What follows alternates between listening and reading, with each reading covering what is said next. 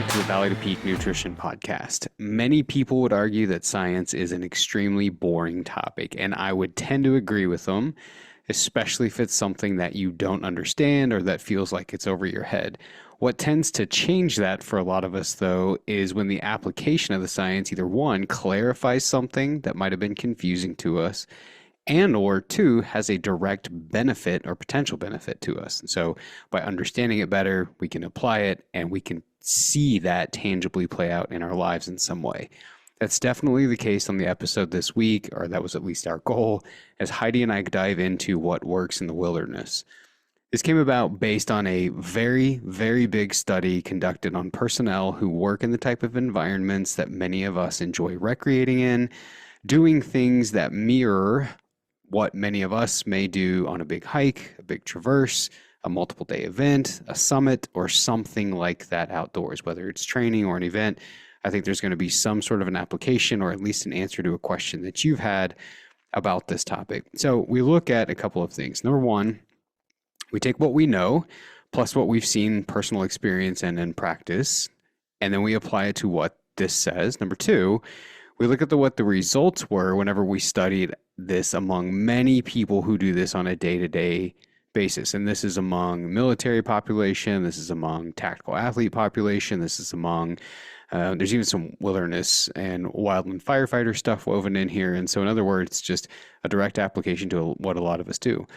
There were a lot of things here to look at, some of which you've heard of, like creatine and its use in the backcountry, and then others that may be new to you or maybe you're unfamiliar with, like HMB. Some of it ranges from very effective to carrying a lot of promise, and some of it's complete trash, and we expose which fall into what category as the episode unfolds. But what we cared the most about was the middle two columns. 100% effective in carrying a lot of promise to stuff that works, but there's some caveats and deeper things to think about when we dive into those. So we get asked questions like this all year, and I really wanted to put something together that was worth listening to. So you've got one place, either now or in the future, you can get a lot of these questions answered. There's a lot of information about supplements in particular as they pertain to bodybuilding and training and weight-based stuff, but there's not a lot of information and not a lot of podcasts on the application of those things in some of these more outdoor focused type of activities where environments and training and durations and things of that nature can be a little more extreme than just your day-to-day basis. And so that's what the goal of this was. So hopefully you're going to pull something out of here that you can use in your planning for the upcoming year, whether it's hikes, hunts, trips, etc. So grab a pen, grab a piece of paper like we usually say. Take some notes. If you got notes and questions after you listen to the episode, feel free to send those over to us. But without further ado, here is Heidi and I covering what actually works in the wilderness. Welcome back to the Valley to Peak Nutrition Podcast. It is Heidi and I this time. Heidi, thank you for coming back. Thanks for having me back. I'm excited to talk about this topic.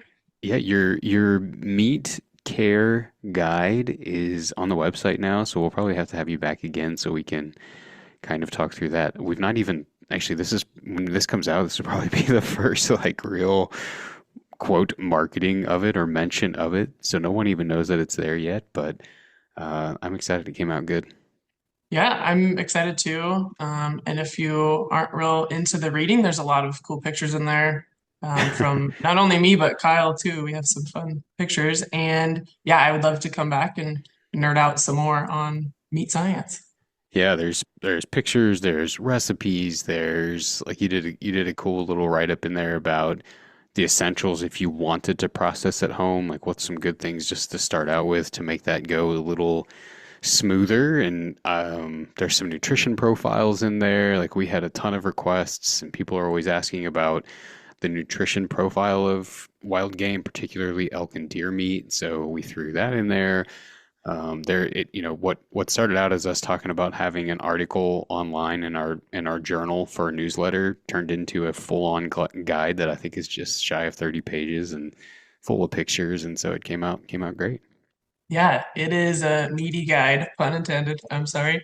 Um, but I guess for the listener, it's hopefully just clears up a lot of questions. And really, there's a lot of misconceptions out there about meat care in the backcountry setting. So hopefully, it clears some things up or informs some people who have questions.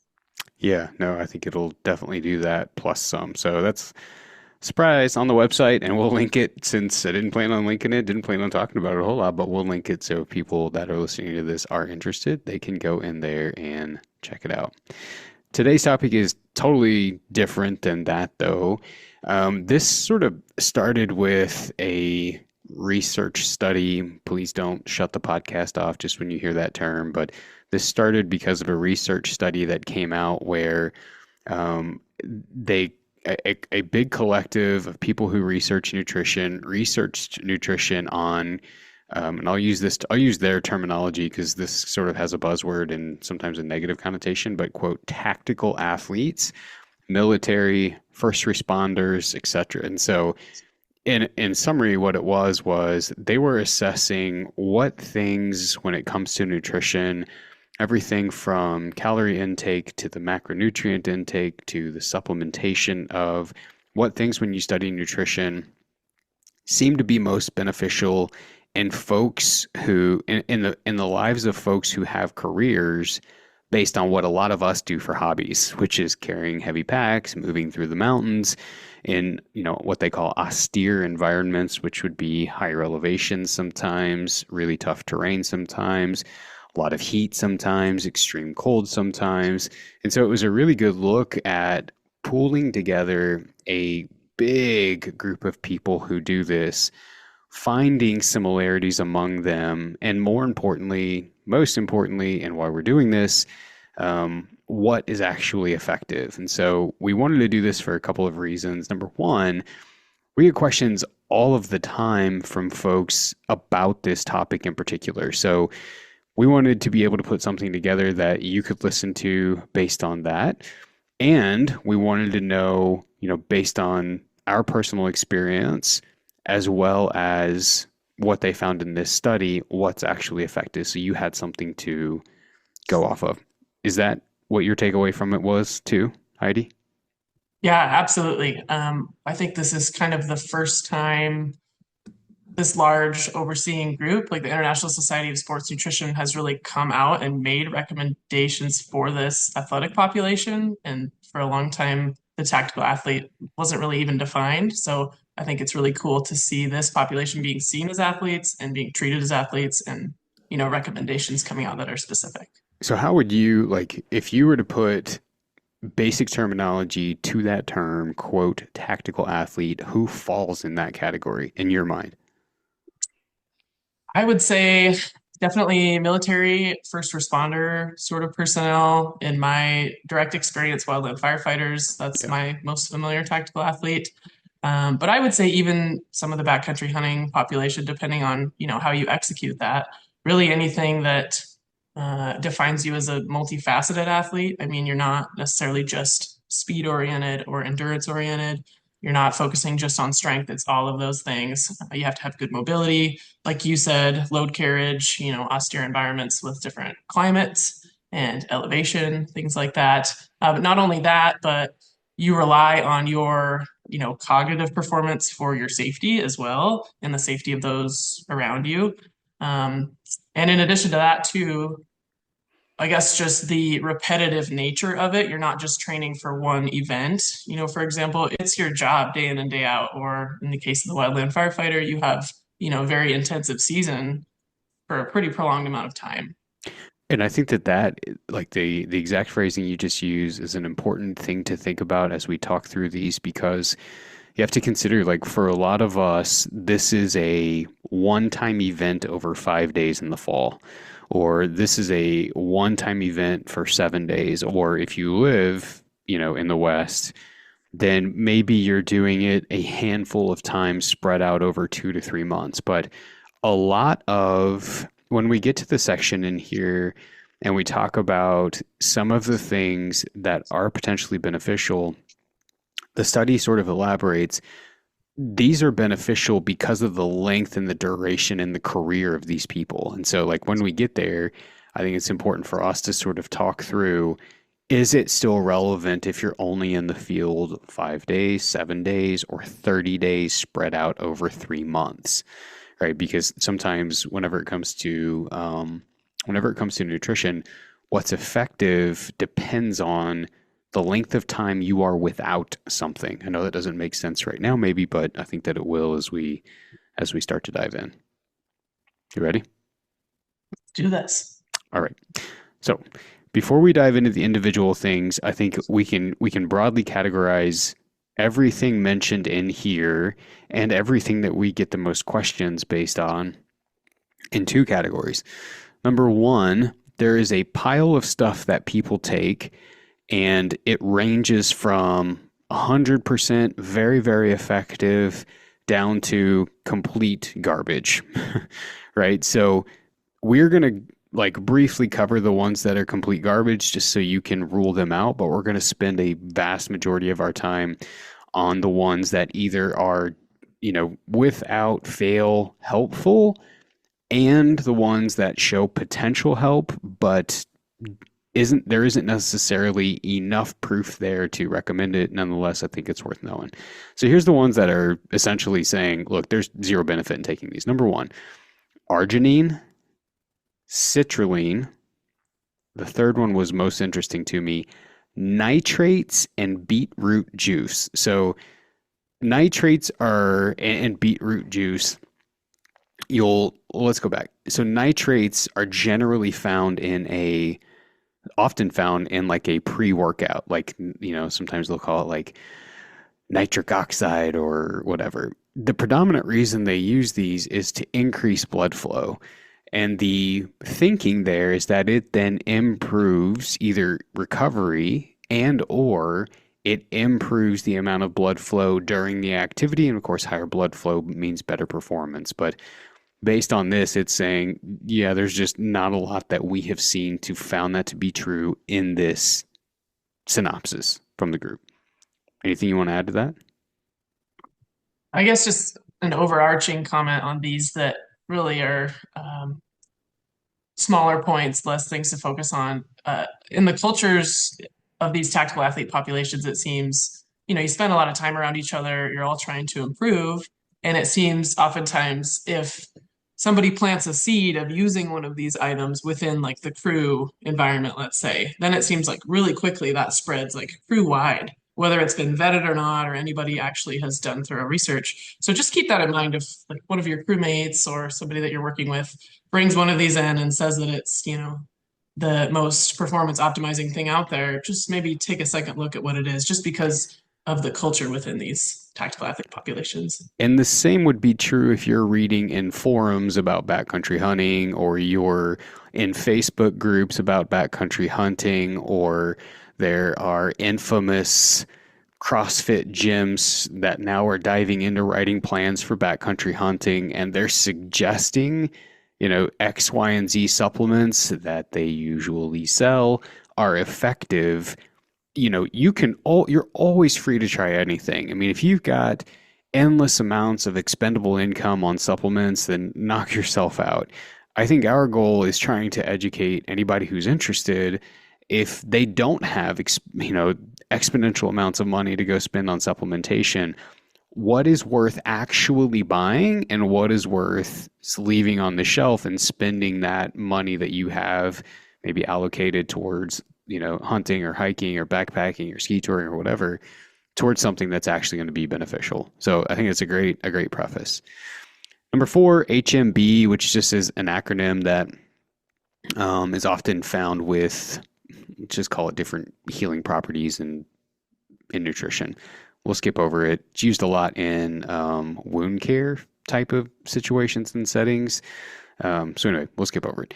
This one I think will be probably most interesting to people because it's probably the one that people have heard the most often and probably even take.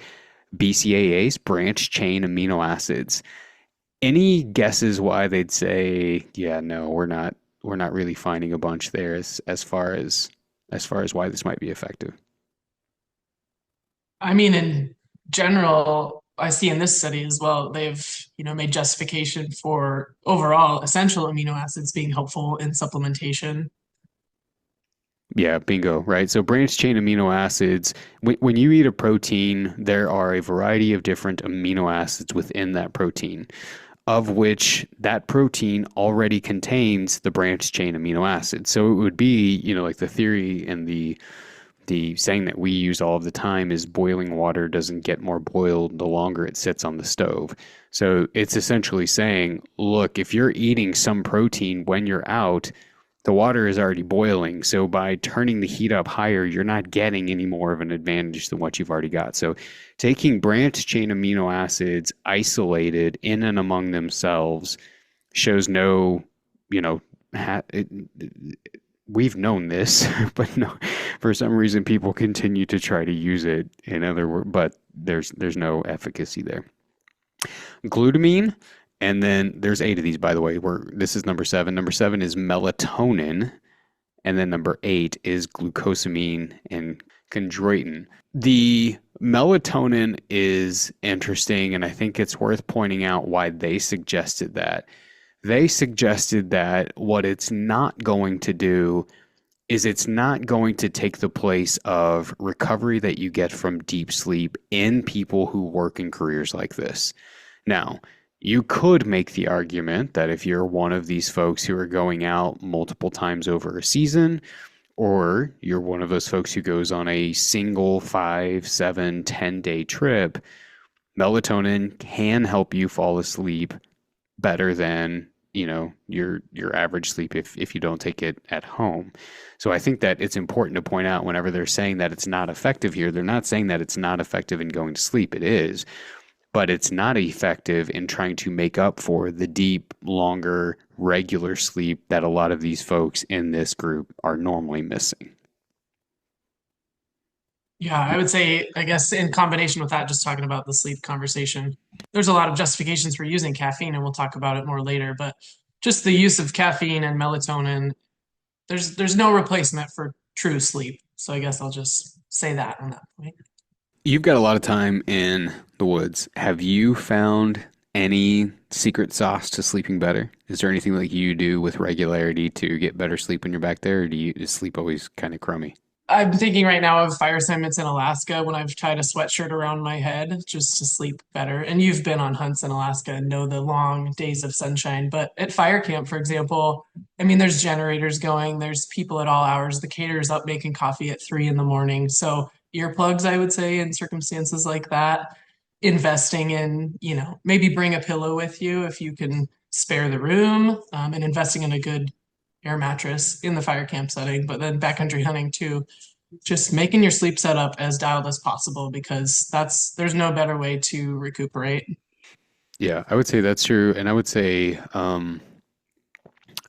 experience, meaning if you're kind of new to like if it's a relatively new thing for you to go into the woods and sleep, or if you to go into the woods by yourself and sleep and you're not sleeping well, that's pretty normal. It's like there's a lot of noises and you almost always think it's a bear coming to eat you. But with time, you start to realize, that's probably not what's happening, and that's not been what's happened the previous number of times that I've been in here. And so I think with time, you just build some familiarity and comfortability with being back there, and you start to sleep a little bit better. But you're right, a decent pillow, decent mattress, a sleeping bag that's going to keep you warm, something that's going to keep your feet warm tends to be the thing that a lot of people complain about is, their core and their body's warm, but their feet is always cold. So coming up with different ideas that could do that from like they range from down booties to something simple and free, like making sure that your feet are actually over your sleeping pad and not dangling off of the end where there's nothing underneath um, as a barrier to the ground to keep them warm. So yeah, a lot of different things that you could potentially do, but I think melatonin, I mean, we've seen, I personally, melatonin be effective for people who go, do any type of a backcountry trip for any period of time, as well as Tylenol PM. And it's the PM part of that that tends to work so well. But in this group, they're saying there is no replacement, and this is not effective for actually replacing sleep. So good stuff. All right, let's jump into what does work. Number one, you have it. Yeah, I would first and foremost, adequate calorie intake. I mean, that is the biggest thing, the foundation of everything, I would say. So no shock here. And I think that one thing that's important to point out is, that can seem not exciting, and we'll get to the supplements, which is probably why you're listening to this, but the adequate calorie intake is not just a weight-based thing. Adequate calorie intake is going to ensure that you are not losing weight from muscle mass. It's going to ensure that you're not losing muscle mass. It's going to ensure that your nutrition and energy stores in your muscle are completely full. So every day, day after day, you can continue to go and do whatever it is that you're out there trying to do. And then everything about ensuring that you have adequate calorie intake covers every base and everything that you could possibly think of going south, right? And when we get to the supplements, you'll see that a lot of the reasons the supplements are even suggested is largely due to people not having these things covered, these basics. There's four or five basics, right? And so if you cover the basics, and the need and even the need to lean on some of these supplements that we'll talk about is less because the basics are covered. So number one is having an adequate calorie intake. What I found to be fascinating in here was they went as far as to actually highlight kind of what this range is for a lot of folks who work in these type of environments. And they even took it a step further to say what the average is among the groups. Did you read that part? I think I did, but I didn't note the number. Yeah, so for men, it's men who are 5'9" and 187 pounds, and for women, it's women who are 5'4" and 157 pounds. And the calorie intake ranged somewhere between 3 and 5,000 calories, depending upon the height, the weight, the gender, etc. of the person. So obviously a really, really, really, really high calorie ceiling and a big, big, big range there. So, when you're looking at these things, you're looking at what's the intensity of what I'm going to be doing, what's the distance as far as mileage, what's the frequency, the number of days, and you're trying to take these factors and really come up with a ballpark estimate as to what your actual need is. Now, of course, that would beg the question of like, okay, well, what is that for me? I'm glad you asked because we built a guide for this too. And so it is linked in the show notes if you want to check that out and play with it and punch your numbers in. It will tell you your calories. It will tell you the distribution of those calories that's important among carbohydrates, proteins, and fats. It will tell you the calorie need and distribution of those based on intensity, whether that intensity is low, medium, or high. And so it's a fairly interactive calculator that you can play with and get an idea of what your needs are. And then there are several tabs in there that give you examples. So it's a really great resource if you have anything coming up or planning anything in there. But the number one thing is always going to be just making sure that you've got enough total energy. Yeah, absolutely. And this conversation comes up a lot in the wildland fire realm, but it applies to other tactical athletes as well. That when you have repetitive isocaloric days, then you can't maintain your weight, and with that, you lose muscle mass. Your immune function is compromised, things like that. Army Ranger School is 60 some odd days, and if you are continually not consuming enough calories, you're not going to make it out of there in good shape. You might not Yeah. be able to finish, things like that. And with calories, I know you talk about totals and timing a lot too, but it's really important to talk about spacing those out throughout the day too, just to, improve your work output and performance. It's not just one big meal at the end of the day. And a lot of people still think about it that way. But the more we can talk about, eating every 90 minutes or so, spacing out your macronutrients throughout the day, that will, I think, really help performance too. Yep, just distribution of those is good. The other thing that, like, on this same topic, and we've talked about it before too, is If you have a trip that's multi-day, whether it's a hunt or it's a ski tour or whatever, right? It could be anything. If you've got something that's involving back to back to back to back days over 7, 10, 14, 20, whatever days, your ability to be able to have really sound performance in the middle and end of that trip when comparing it to the beginning and the start of that trip really hinges on your ability to keep that calorie intake high and consistent every day. So if you fall behind early, that's likely going to show up in the middle or the end of the trip. And so you get to the middle of the trip or you get towards the end of the trip and you just don't, you like the desire and the will may be there, but you just do not have it in you to do the things that seem really difficult, whether that's, there's a peak that you're wanting to get to, or you're wanting to get to a saddle, or you're wanting to drop down into a valley or whatever to go, whether you're hunting or it's the route that you've chosen for a ski tour or whether it's whatever.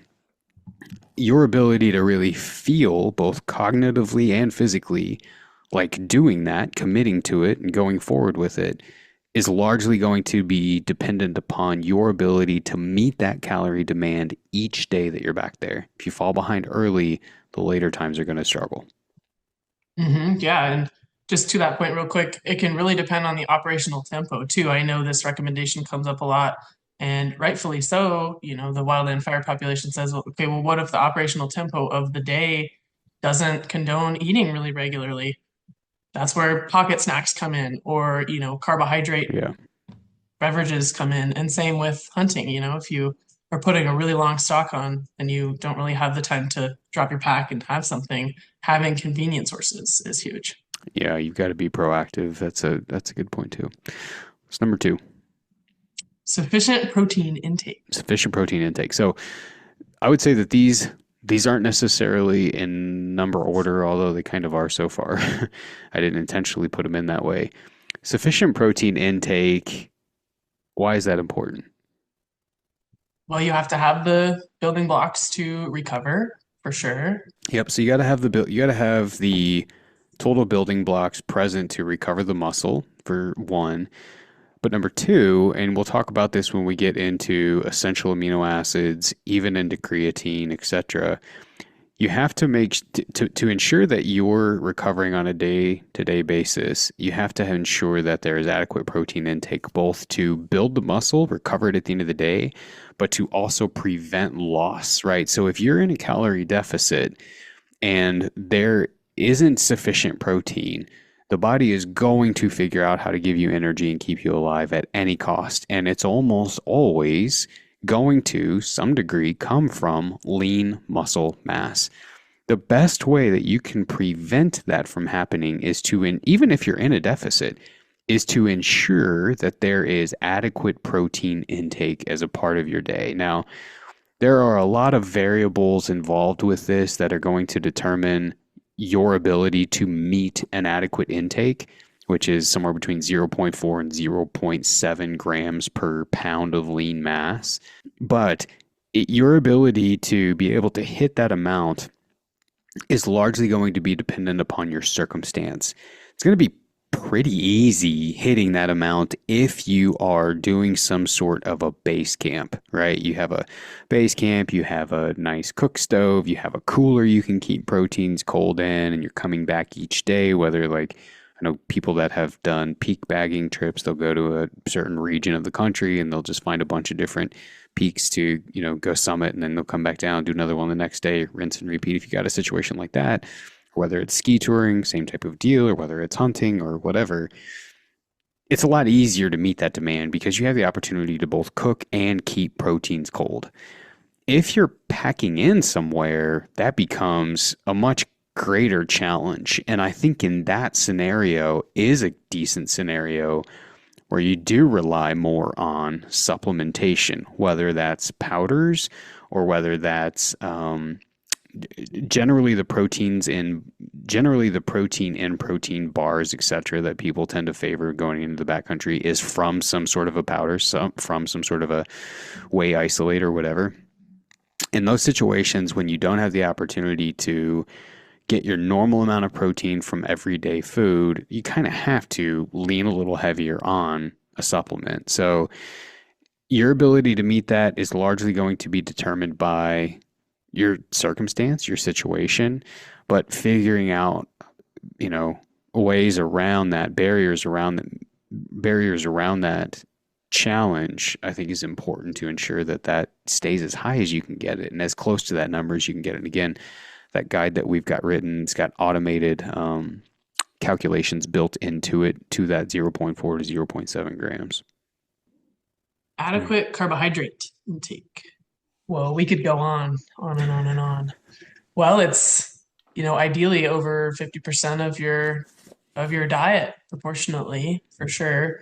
And in a lot of circumstances, I'm thinking specifically tactical athlete related, it can be really difficult to replenish those glycogen stores within the muscle with a lot of what's provided. Like, excuse me, for example, MREs are really a relatively poor source of carbohydrates, but we know it's important for performance, trickled throughout the day, but also recovery, replenishment of muscle glycogen. And it can be really challenging to consume adequate carbohydrate actually, unless you're very proactive about it. Yeah, and even in fact, like they've got a standard recommended in here, which is quite high, and kind of we tend to base things off of grams per kilo of body weight, and then there's like a low to mid to high tier.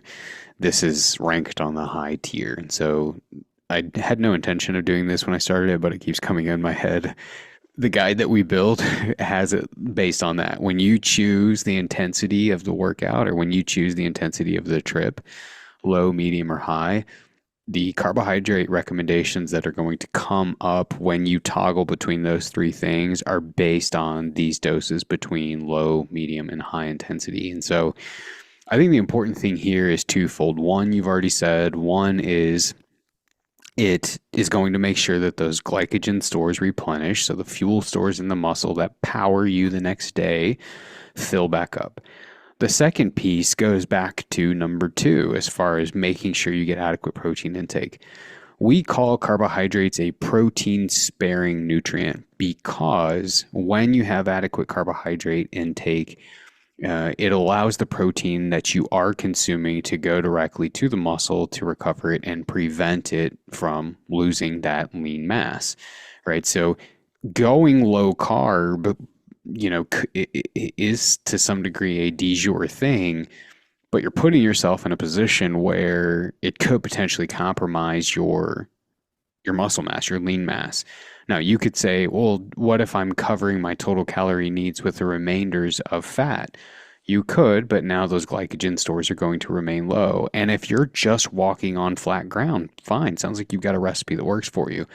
But if there's any undulation in the terrain, it's going high, it's going low, you've got to climb, you've got a lot of side hill that involves climb, whatever. Anything where the intensity grows up and you're breathing hard, which I don't know that I've ever done anything here where that doesn't happen, you're not going to be able to execute that, especially not on a day over day basis, as well as if you had some carbohydrate in the actual intake and in your food plan. So that's why that is number three. Folks want to focus on one or the other and see one or the other as, the answer, I guess. But the answer here really is there's justification for both, and they kind of work together to help you recover and perform day in and day out. So number four, multivitamins. What do you think about this one? this is like what I get the most questions on, probably, I would say. And it runs the gamut from should I be taking a multivitamin to, these new powders, the greens powders, reds powders, all these different colors of powders. Are these, necessary for me? In what circumstances are they necessary? But in general, I would say if you are not able to meet just like a general healthful diet, and in the case of the warfighter or other tactical athletes, that circumstance does arise. So if you can't meet it with food first, then there is justification, I would say, for a just kind of basic multivitamin. What are What your is thoughts? what is your opinion for people who are going into the backcountry for 5, 7, 10?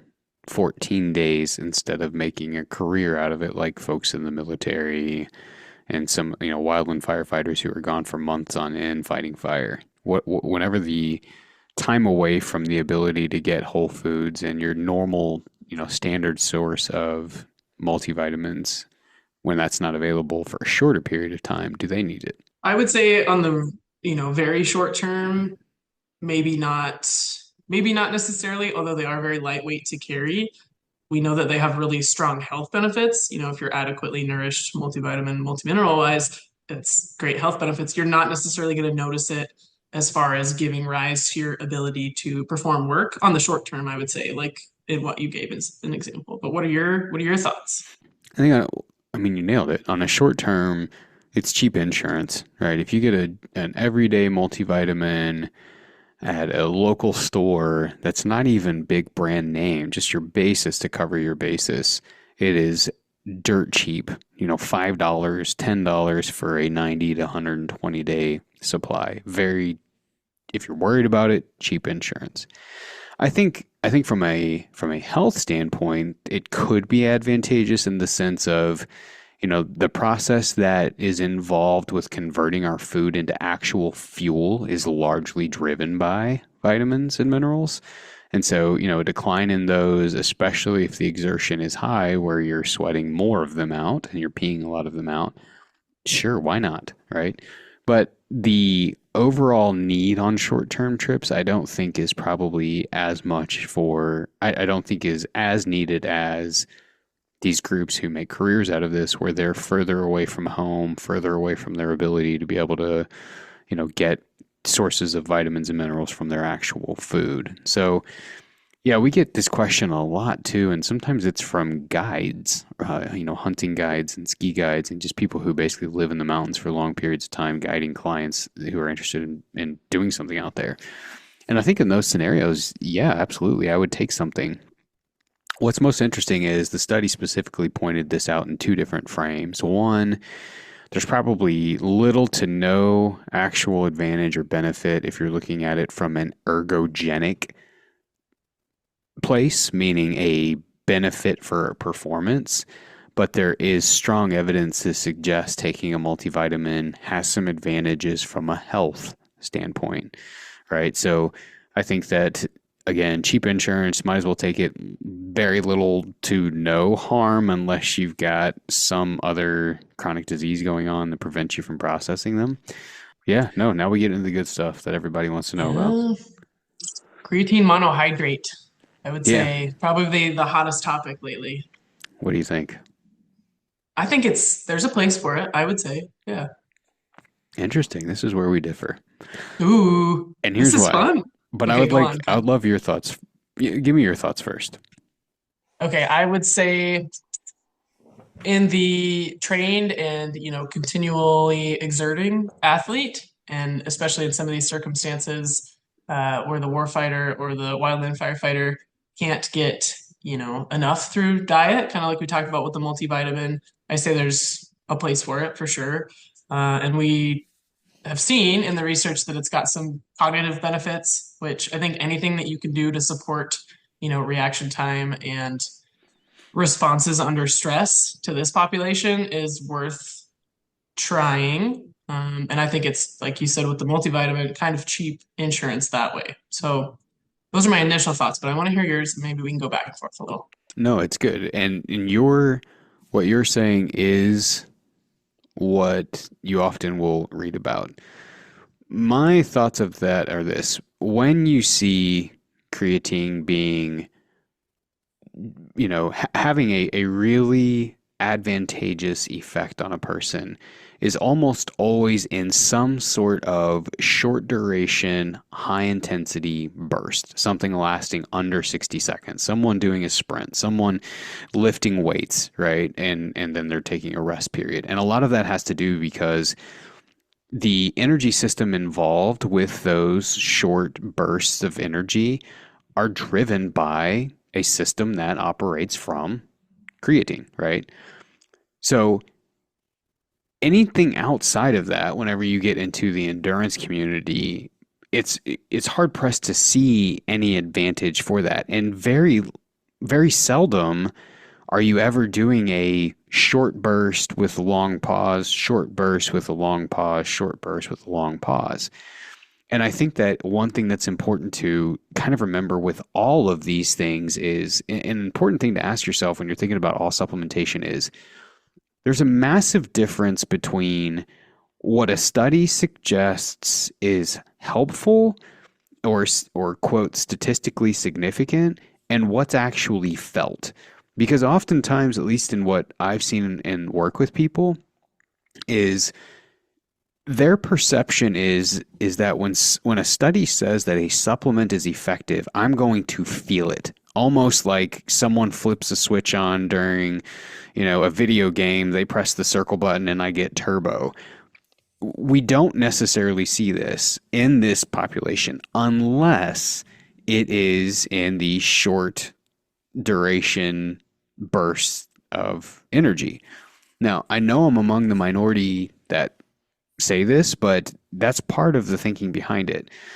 Number two, you already have an endogenous store of creatine. You already have stores inside of you of creatine so that if you do find yourself in these situations where you're doing these bursts of energy, there's something there to give you the juice that you need to go. So there's already some living in you. You replace that through eating foods that have creatine in them. So if you eat any kind of meat, you are naturally getting sources of creatine from those meat products. Third, in most research, what we see is that only 50% of people are dose respondent to creatine. So, like if you were to put four people in a room, and I'm just making this simple math, if you were to put four people in a room, two people would say, oh, yeah, I felt the difference. Two people would say, I didn't feel anything. And where that line tends to be drawn is when someone who is not a meat eater, maybe they're vegan, vegetarian, whatever, or doesn't eat meat very often, they tend to be more respondent because those stores are low. Whereas if you have someone who is a regular meat eater and gets exposed to creatine, their body's to some degree saying like, yeah, well, thanks. We appreciate it, but we've already got some. So, it was nice to get a little bit more, but like it's we already have a little bit there, so I don't know that we necessarily feel it like that guy did. And I think that is, that whole picture is an important thing to think about. Now, if you take all of that and you incorporate it into the groups that we're talking about, you have one group, which is what the study highlights and says, yes, this was advantageous in this population, who is away from their normal means of cooking and food procurement, foods that they like, whatever, for long periods of time. So they may not be getting good sources of protein, and they may be getting sources of protein that are low in creatine. So yes, they could all of a sudden get these additional shots of creatine and really feel a significant difference compared to previously. If you're on a 5-day, 7-day hunt and you have a base camp where you can come back at night and eat anything that you want, it's hard to say that you necessarily need a supplement. If you are in the backcountry and you don't have a base camp for 5 days, it's still kind of hard to say that you're going to need a supplement.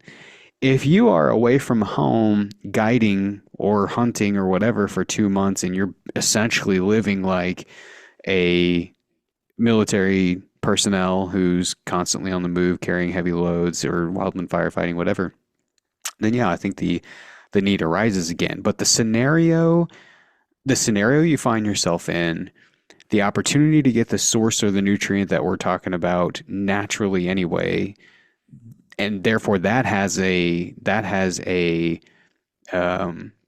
implication as to whether or not you have normal stores is largely going to depend on how advantageous additional supplementation actually is. Does that make sense? I feel like that was just a really long rant. No, that was a good rant, and I really like that you aren't necessarily agreeing with the pop culture science sort of recommendations. And I would say, I guess, if you maybe just anecdotally feel like it's working for you and increasing your power, and thus you can get stronger, and in the long term, that helps you perform, longer or stronger on your hunts or whatever you're doing for performance. I think it's harmless to take it. but is it something that we're going to recommend widespread this amount for, every tactical athlete or even, wildland firefighter or recreational athlete? I don't know, like you're saying that we necessarily need to because you have inborn mechanisms to make creatine as well, as long as you have the amino acids that you need to start that process. So, Yeah. Yep. I think that's you make a great point too, which is it's harmless. So if you want to take it, you can certainly take it and answer for yourself if you see, a really big difference in how you feel or how you don't feel. The other thing that I gotta like sort of play in the back of my head is I put myself in these shoes and say, okay, well, what if someone said this was advantageous? I think you also have to weigh like, you're already, depending on what you're in the mountains doing, you're already trying to pay attention to so many details, right? If it's skiing, you're trying to pay attention to, well, wind slab or avalanche conditions or whatever. If it's hunting, you're trying to pay attention to wind or, scent or where to go or your maps or whatever.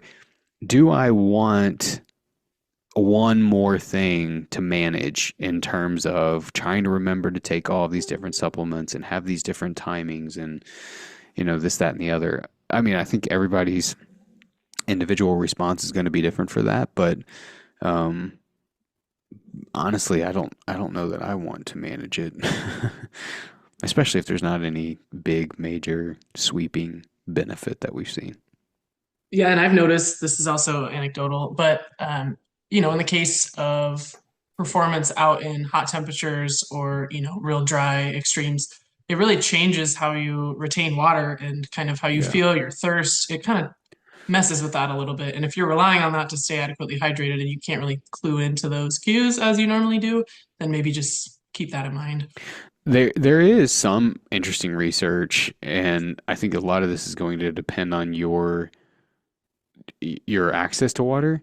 There is some interesting research though that would suggest that people who take creatine would be more hydrated because it does hold water.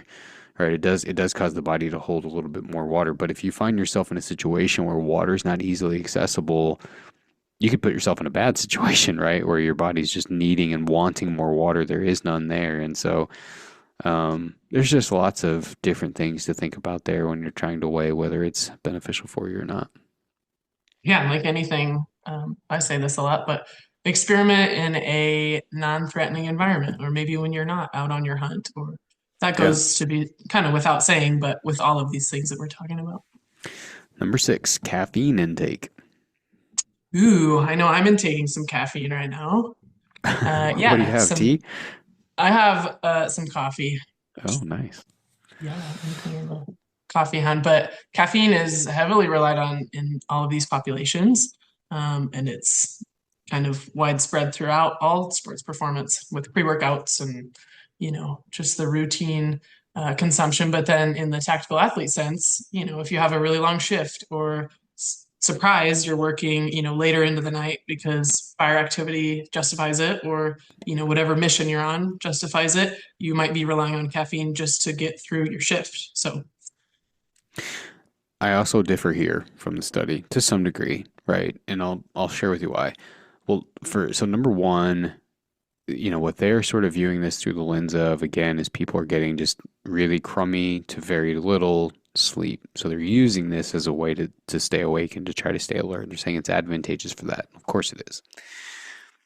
The reason I struggle with this is really twofold. Number one, if you're in an austere environment, a lot of high heat, a lot of physical exertion, a lot of climbing, a lot of intensity, little sleep, all of these different elements, nearly all of those are going to cause strain and stress on the heart to increase the heart rate, especially if you're talking about high elevation type of stuff where there's low oxygen.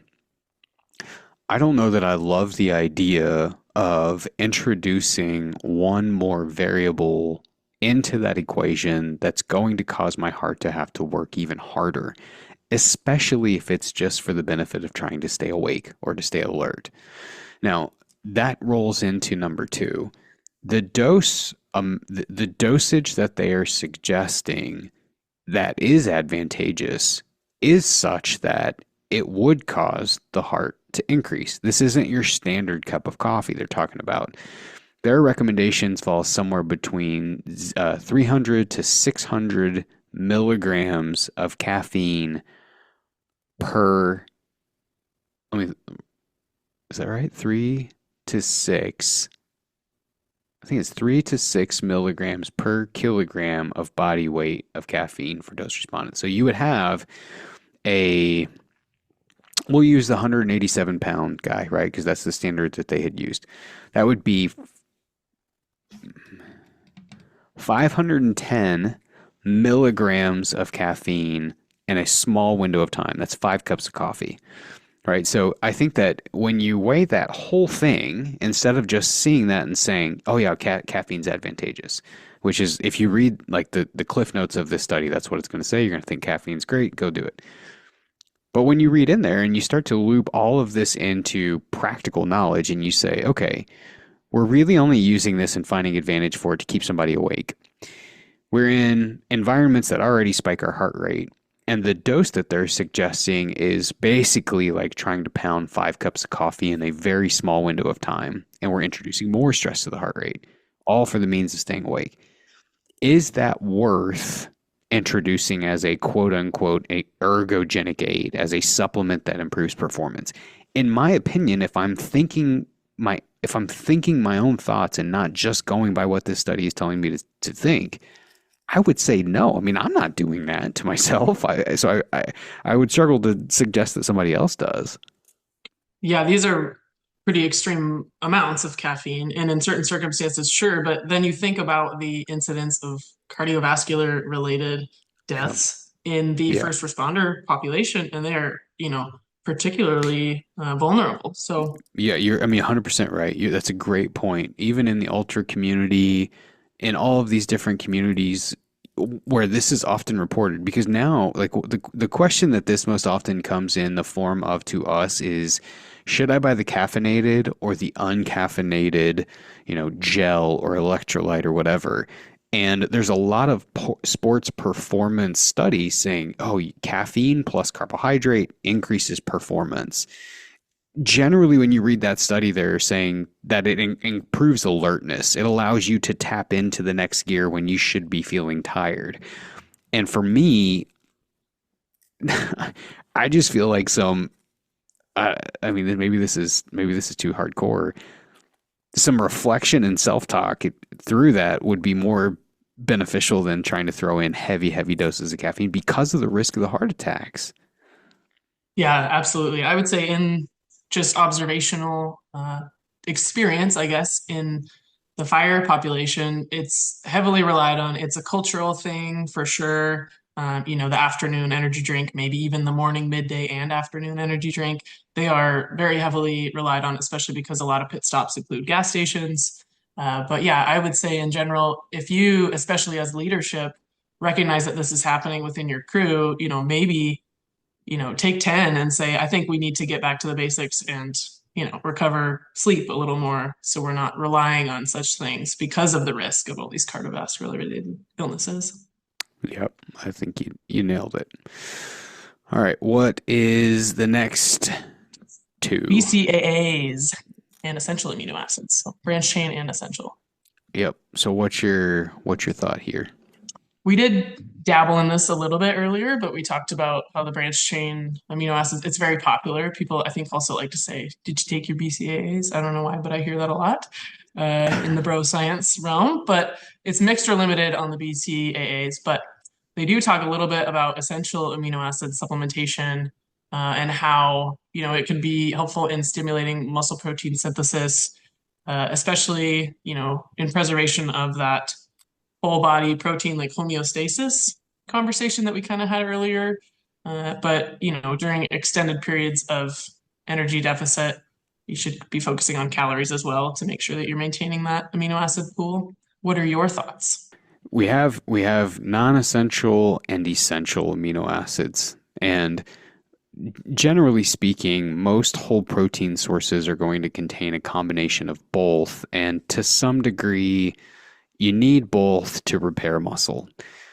The reason these essentials are called out is because they are to some degree in a class of their own. Some of the non essentials are called that because they can create other amino acids that we need off of them. These essentials can't. You have to get them from them, right? So that's when you read this and you read, well, okay, well, why are they suggesting essential amino acids if they're already suggesting whole protein sources?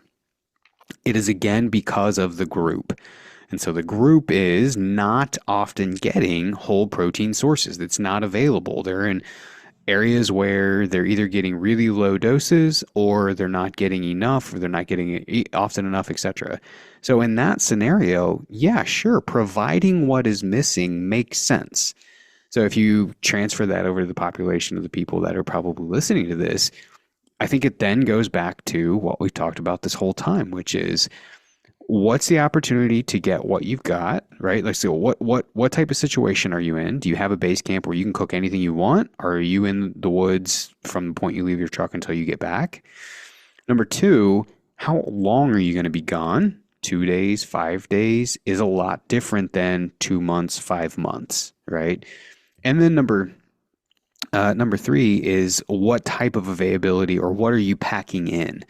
If you're packing in adequate protein sources that have a combination of both essential and non-essential amino acids, your bases are covered. You don't then need to find a product that is only essential. In fact, it would be better if you're going to pack something in, pack whole protein sources in, not just these essentials, thereby eliminating the non-essentials because you need both, right? So I think you have to think about kind of the full picture before you just start making isolated recommendations and thinking, well, if they're suggesting this is beneficial for this group, then it's got to be beneficial for everyone.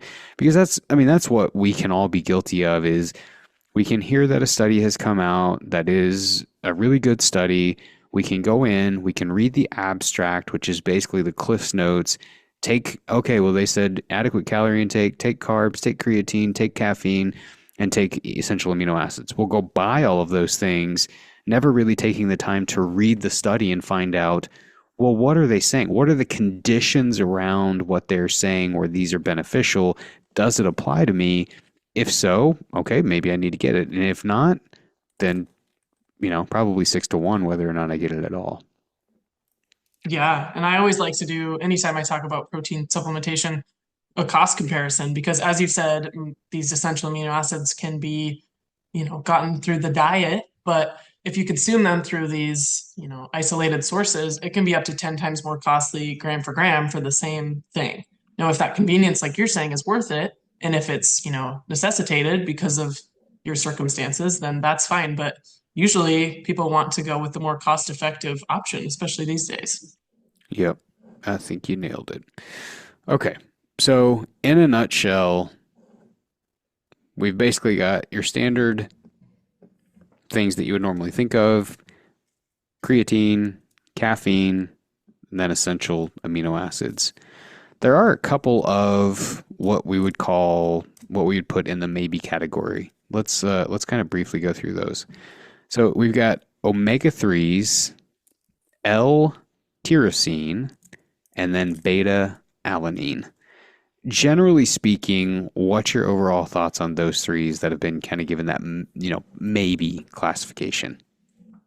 Well, I would say omega 3s could be justified. So, in their justification, they were saying because of brain protection and kind of those cognitive potential benefits. What I also thought of is the tactical athlete likely having opportunity to consume omega 3s through the diet? Are they getting, regular fatty fish?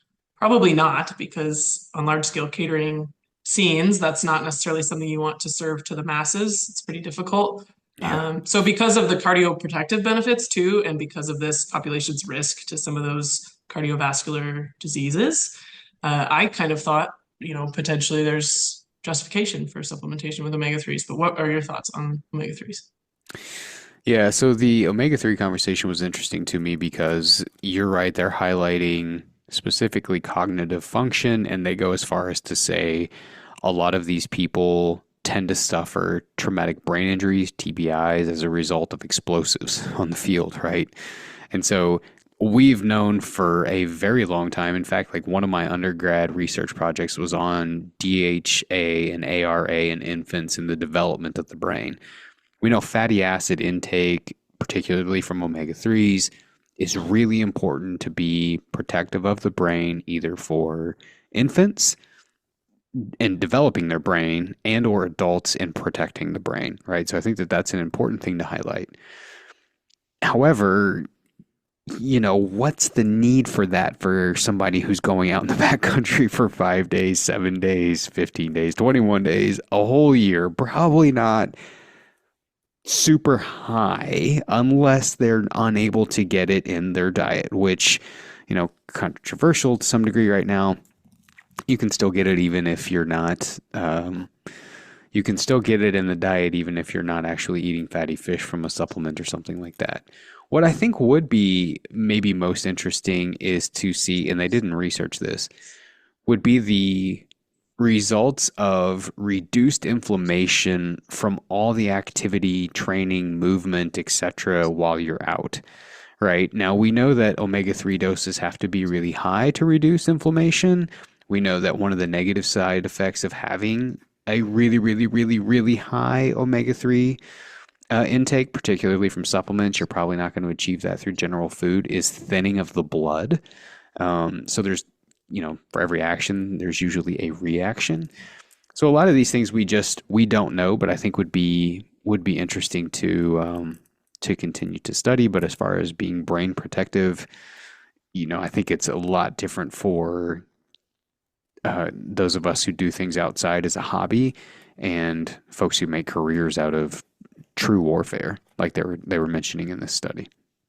And I guess with that, this position paper that we're referencing here, they speak about this early, but there haven't been a whole lot of direct research studies on warfighters in the field environment. There are some, but for a lot of these recommendations, they're compiling information from other athletic populations and some of the limited research that's been done. So, they're doing the best with what they have, but like Kyle said, there aren't a whole lot of, direct research projects related to field going individuals. Yeah. The other So two go ahead. sorry. The other two that you were going to discuss as in the maybe category was L-tyrosine and beta-alanine. So on the L-tyrosine, however you'd like to prefer it or pronounce it, we know it's not an essential amino acid, but we can take phenylalanine, which is an essential amino acid, and convert it to tyrosine. And the basis that they're speaking about is that in brain vulnerable states, as they call it, that arise with stress and sleep loss, your production may be compromised. So that is their justification for supplementing. Yeah, you covered it. So take that and you can decide based on that, Oh, I suppose. I mean, I think again, like the general takeaway here is if you're eating whole protein sources, you cover a lot of this. There is no Mm-hmm. need to go out and supplement a ton.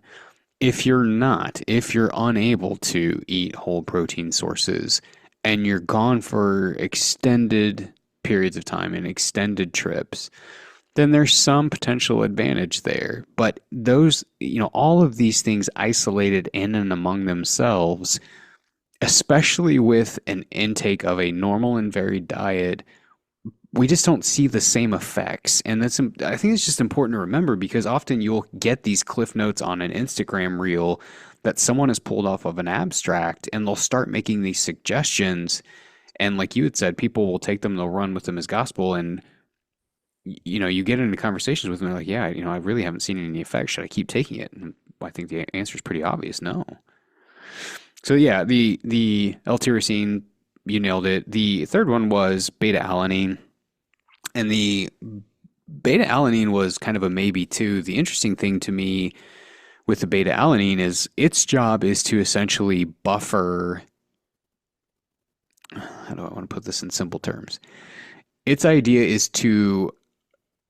job is to buffer the burn that comes whenever you're exerting a lot of activity, right? So when you're exerting a lot of activity and you feel that burn in your muscle, it is hydrogen ions building up in there.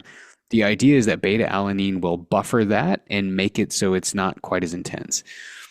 Does that is that how it actually works in terms of is it effective or not? They were to some degree neutral on it. What I think would be the most interesting is, and I didn't see them highlight, but would be relevant to the people listening to this is, do you notice a significant difference taking that compared to when you followed a structured training program? Right? Because the fail proof thing that I have seen both personally and in the work that we've done with people is when they follow a structured training program that is really engineered towards what it is that they're wanting to go do, they always improve, right? You have less of that issue coming up than when you had went on the same event the year before but did not train. So I think that that would be interesting to compare among groups in there. Yeah, this is kind of another one that if you try it and you feel like it benefits you, go for it. But if you try all of these, you're going to have quite a bag to tote around with Yeah, supplements. So, yeah, that's true. Like at and this quite point, a you've, routine. I mean, if you're going into the backcountry for 10 days, at this point, you've got a pharmacy with you if you're, Yes. going to try to take all these things. But I think the general takeaway from this is, those ones that we started out listing really showed no advantage at all. The things that matter the most is just really knowing and detailing down your main basic nutrition points from calorie intake to the macronutrient distribution of those calories, making sure that you've got plenty of whole proteins, making sure that you've got plenty of carbohydrates, etc. The ones that fall in between there, they do in these studies show benefit, but when you read into the meat of those studies, there are a lot of variables around and in which they show benefit. And if your situation is not in and around those variables, you may not see that benefit. In fact, you probably won't.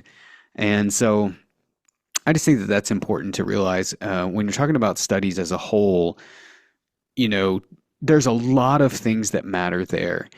Like if a study reports a suggested benefit and the study only had 4 people in it, I really don't care. That's not a sample size long enough to say the control when compared against what's being studied is definitely going to work for the however many billion of people that live on the planet. We don't know that, right? And so I think when you hear these things, you really have to know the context of them to really be able to make a decision based on that for you as to whether or not it's something you should go try, whether or not it's something that you think you'll see an effect from, or any other type of case that may be there whenever you're looking at those things.